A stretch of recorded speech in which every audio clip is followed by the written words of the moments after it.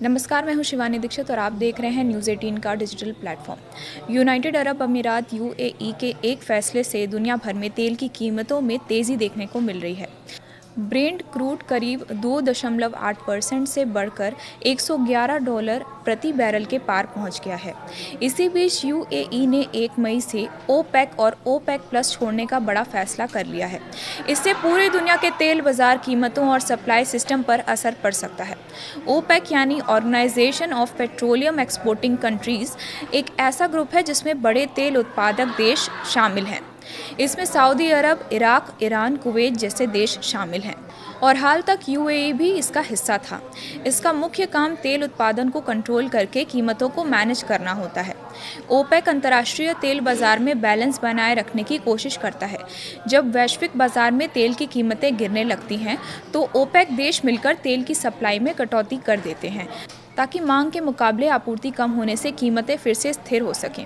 इसके विपरीत जब तेल की कीमतें बहुत ज़्यादा बढ़ जाती हैं और दुनिया भर में ऊर्जा संकट का खतरा मंडराने लगता है तो ओपेक उत्पादन बढ़ाकर बाजार में तेल की उपलब्धता बढ़ा देता है।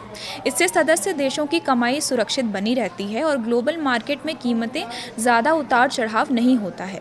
ओपेक प्लस में ओपेक के साथ कुछ और देश भी जुड़े हैं, जैसे रूस। ये 2016 में तब बना जब तेल की कीमतें गिर गई थीं और ओपेक अकेले बाजार को संभाल नहीं पा रहा था। आज ओपेक प्लस दुनिया के करीब 40 से 50% तेल उत्पादन को कंट्रोल करता है। ओपेक प्लस की असली ताकत इस बात में छिपी है कि ये संगठन दुनिया के तेल सप्लाई के एक बहुत बड़े हिस्से को कंट्रोल करता है।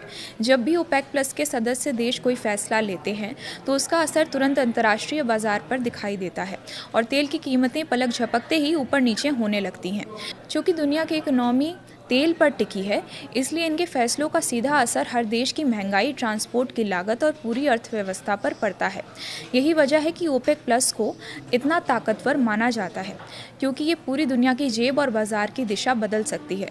इसके अलावा यूएई को भविष्य की भी चिंता है, क्योंकि रीन्यूएबल एनर्जी के बढ़ते चलन के कारण आने वाले समय में तेल की मांग घट सकती है।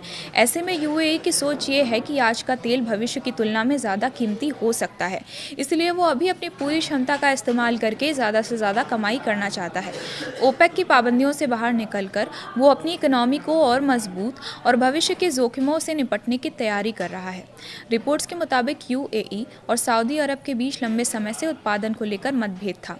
इसके अलावा कोटा सिस्टम से यूएई संतुष्ट नहीं था, वो अपने मार्केट शेयर बढ़ाना चाहता था। यूएई के ओपेक से बाहर निकलने का असर काफ़ी गहरा हो सकता है, जिससे सबसे पहले ओपेक की वैश्विक ताकत कमज़ोर पड़ सकती है। यूएई उन गिने चुने देशों में शामिल था जिसके पास ज़रूरत पड़ने पर अतिरिक्त तेल उत्पादन करने की बड़ी क्षमता थी और उसके जाने से संगठन का दबदबा कम होना तय है।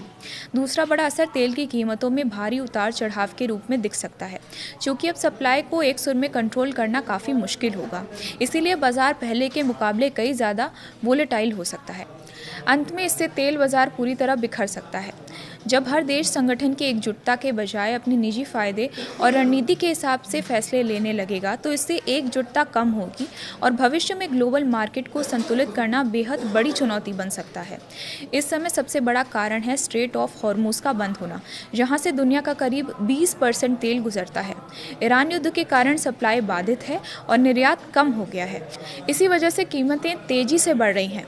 अगर हालात सामान्य होते और यूएई ज़्यादा उत्पादन शुरू करता है तो सप्लाई बढ़ सकती है, कीमतें फिर नीचे आ सकती हैं, लेकिन अभी बाजार अनिश्चित है, कीमतें ऊंची बनी रह सकती हैं।